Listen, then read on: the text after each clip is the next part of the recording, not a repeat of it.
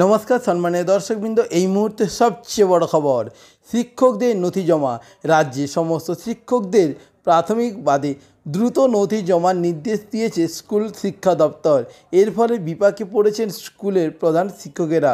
রাজ্যের স্কুলের অবৈধ নিয়োগ চিহ্নিত করতে নিয়োগ সংক্রান্ত সব তথ্য যাচাই এবং প্রকাশ করতে নির্দেশ দিয়েছিলেন কলকাতা হাইকোর্ট। কলকাতা হাইকোর্টের বিচারপতি বিশ্বজিৎ বসু আদালতের নির্দেশ মেনে নথি জমা করার নির্দেশ দিয়েছে স্কুল শিক্ষা দপ্তর।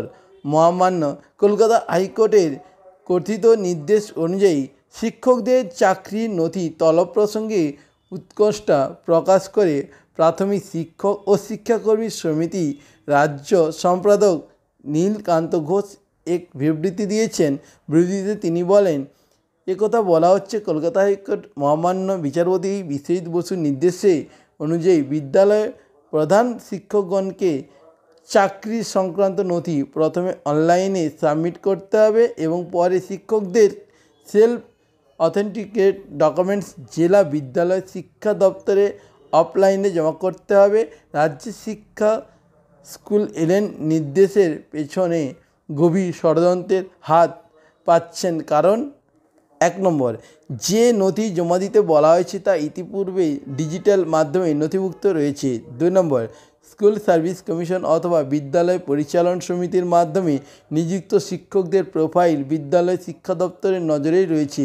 যদি তা না হতো তাহলে শিক্ষকদের ট্রান্সফার বা মাসিক বেতন অবসরজনিত প্রাপ্তাদি বিষয়ে অনলাইন ব্যবস্থা চালু হতে পারত না। এছাড়াও আপনাদেরকে আরেকটা বিষয় জানিয়ে রাখছি যে 3 নম্বর পয়েন্টে শিক্ষা দপ্তরের সম্প্রতিতম নির্দেশের মধ্যে বিভিন্ন মামলায় রাজ্য সরকারের হস্তোদ্যম অবস্থায় প্রতিফলন ঘটছে। যেহেতু এই নির্দেশের ফলে শিক্ষাকুল রাজনৈতিক রেষারেষির শিকার হচ্ছেন, তাই এটাও আমাদের ভাবাচ্ছে।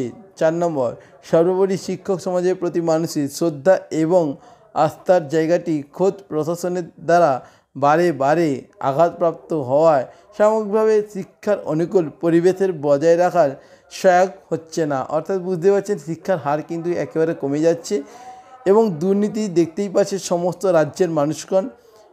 খুব দ্রুত এই শ্বাসরুদ্ধ অবস্থা থেকে মুক্তির জন্য সতেজ টাটকা বাতাস প্রয়োজন।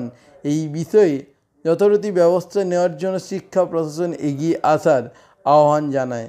প্রসঙ্গত উল্লেখ্য, স্কুলের অবৈধ নিয়োগ চিহ্নিত করতে নিয়োগ সংক্রান্ত সব তথ্য যাচাই এবং প্রকাশ করতে নির্দেশ দিয়েছে কলকাতা হাইকোর্ট।